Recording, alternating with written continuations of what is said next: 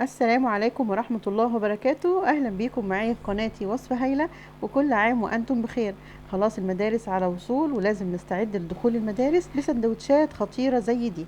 شايفين ما شاء الله لونها في منتهى الروعة، شايفين قد ايه هشة وطرية، وكمان الحشوات اللي جواها نعملها بأكتر من حشوة وبأكتر من طعم، هتعجبكم جدا وتعجب أولادكم.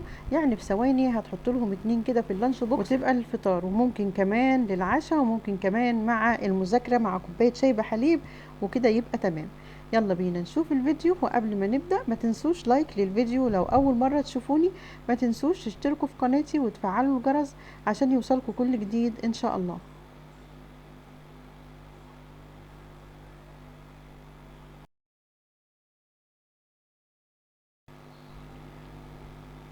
اول حاجه معانا في المقادير، معانا كوبايه من الميه الدافيه، وكمان كوبايه من اللبن الحليب الدافي. هزود عليهم معلقتين كبار من السكر، وكمان معلقه كبيره من الخميره. هنقلب كويس لما اختلط الحاجات كده مع بعض، وكمان السكر يدوب كويس.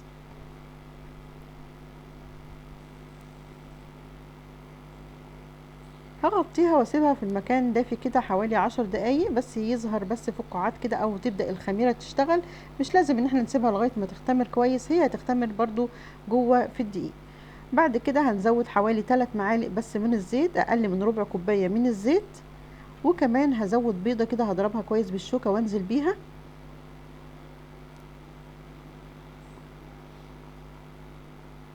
وبعد كده هقلب الحاجات دي كده مع بعض.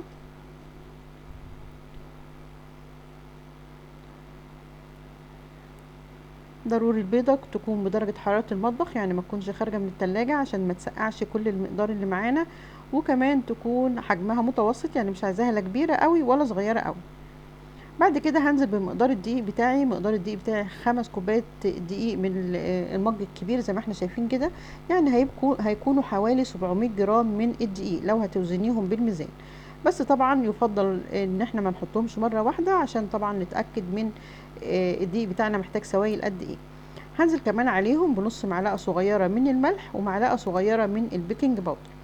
هقلب بقى كويس كده بالمعلقة اللي معانا او بسباتشولا، اي حاجة نقلب بيها لغاية ما المية بس تختفي شوية. وبعد كده نعجنها كويس بقى. كل ما تكون العجينة بتاعتي معجونة كويس، كل ما تديني منتج من المخبوزات حلو جدا في الاخر.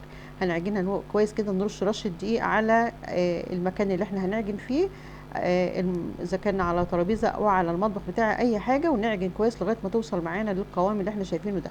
هزود كمان معلقه زبده برضو بدرجه حراره المطبخ، ونعجنها كويس، ندخلها جوه العجين كويس كده، ونرجع تاني نعجنها. هنلاقي شكلها اتغير الى حد ما شويه. لما نعجنها كويس هترجع تاني نفس القوام اللي كانت عليه الاول. كده العجينه بتاعتنا بقت تمام، ما شاء الله اتعجنت كويس جدا. هننزل في البوله بتاعتنا بمعلقه زيت كده، ونغطي بيها العجينه من فوق ومن تحت، عشان ما تعملش وش بس من فوق او تنشف. وبعدين هنغطيها ونسيبها برضو في مكان دافي لغايه ما تخمر معانا كويس. هنلاقي حجمها تضاعف او زادت حجمها، يعني الموضوع ده هياخد حوالي نص ساعه في الجو الحر ده. لو الجو بارد ممكن تاخد حوالي ساعه. ناخد رشة دي ونقطع القطع العجينة بتاعتنا زي ما احنا عايزينها. حجم السندوتشات بتاعتنا صغيرة، هنقطعها كور صغيرة. عايزينها متوسطة، عايزينها كبيرة.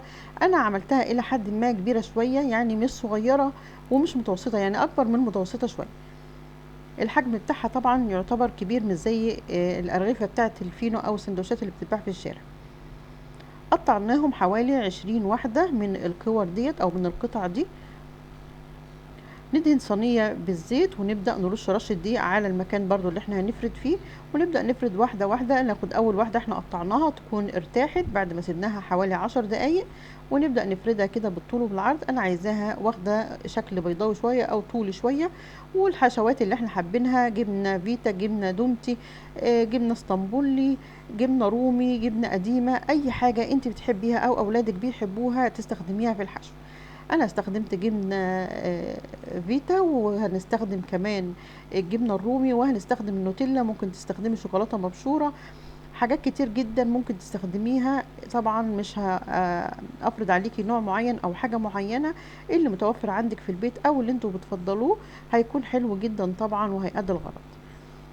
هنفرد طبعا طبقة الجبنة كده، ونبدأ نلف العجينة عليها، ونقفل اول حاجة لفيناها على الحشوة بحيث ان هي ما تخرجش من الساندوتش. وبعد كده نلف الباقي العجين لغاية ما يبقى رول بالشكل اللي احنا شفناه ده، وبرضو نقفل الحرف ونقفل الجوانب كويس. ولما نحطه في الصينية نخلي الجزء اللي احنا قافلينه يعني حرف العجينة لتحت، ما نخليش الحرف اللي هو مقفول او اللي هو كان مفتوح ده اللي احنا كنا بنقفله لفوق، نخليه لتحت. ايوه الجزء اللي انا بقفله ده اخليه لتحت زي ما احنا شايفين كده. ما شاء الله الحجم ده معقول جدا، الطول والسمك بتاعه، لانه طبعا لسه هيخمر وهيزيد حجمه، وكمان لما يدخل فرن هيزيد اكتر، فيعتبر كده الحجم ده مناسب جدا.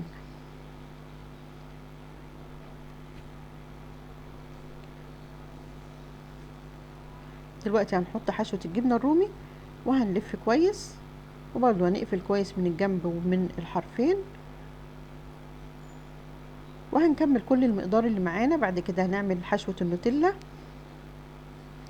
زي ما قلنا ممكن شوكولاتة مبشورة، اي نوع شوكولاتة عندك في البيت، اذا كانت مبشورة جاهزة او انت هتبشريها، او الشوكولات شيبسي اللي موجودة عندك في البيت برضو ممكن تستعمليه. هنحط النوتيلا او الشوكولاتة القابلة للدهن، وبعد كده نلف برضو ونقفلها كويس قوي، لان النوتيلا ممكن تسيح وتخرج من السندوتش في الفرن من السخونة. وكمان ممكن ان احنا نحطها على ورق زبدة او على كيس تلاجة وندخلها الفريزر تجمد، وبعد كده ناخدها نفكها او نشدها من على الكيس ونحشي بيها السندوتشات. بعد كده انا معايا صفار بيضه ومعلقتين حليب ورشه خفيفه من الفانيليا او الخل، وبقلبهم كويس وبس بدهن بيهم كل السندوتشات بتاعتي. رشه سمسم بقى متحمص تحميصه خفيفه كده، وممكن كمان حبه البركه، اي اضافات برضو بتحبيها. وبدخله الفرن على فرن سخن حوالي 190 درجه مئويه، بياخد معايا بالكتير 12 دقيقه، ونشغله الشوايه ياخد اللون الحلو ده، ياخد اللون الحلو اللي تحت الذهبي ده. وبعدين اشغله الشوايه، او لو انا فرني بيشتغل من فوق ومن تحت بخلي الصاجه او الشبكه ناحيه تحت، عشان طبعا ياخد اللون من تحت ومن فوق زي بعض. شايفين ما شاء الله الشكل هش ازاي وخمران وحلو قوي شكلا وطعم، وكمان الهشاشه بتاعته حلوه قوي بجد وطعمه حلو جدا.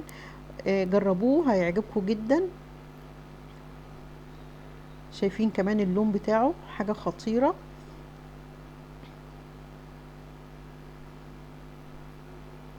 جربوا الشوكولاتة برضو هتعجب الأولاد جدا، الحاجات دي بتعجب الأولاد قوي عن أي حاجة تانية.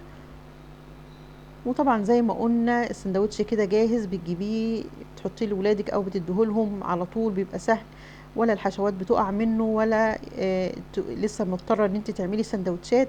كده بيكون جاهز أفضل وأريح وأوفر كمان في الوقت وفي المجهود، ومقارنة من اللي احنا هنشتريه من الشارع. لو هنشتري فينو حشوات او هنشتري جاهز طبعا بيعتبر اوفر بكتير. نسيت اقول لكم كمان ضروري نغطيه كويس جدا بعد ما يخرج من الفرن بفوطة نظيفة 5 دقايق عشان يفضل طري معانا، وبعد كده بعد ما بيبرد بنحفظه في علبة تلاجة ونقفله كويس. وبكده الفيديو بتاعنا بيكون خلص، اتمنى يكون عجبكم، ما تنسوش اللايك والشير. اشوفكم بخير، مع السلامة.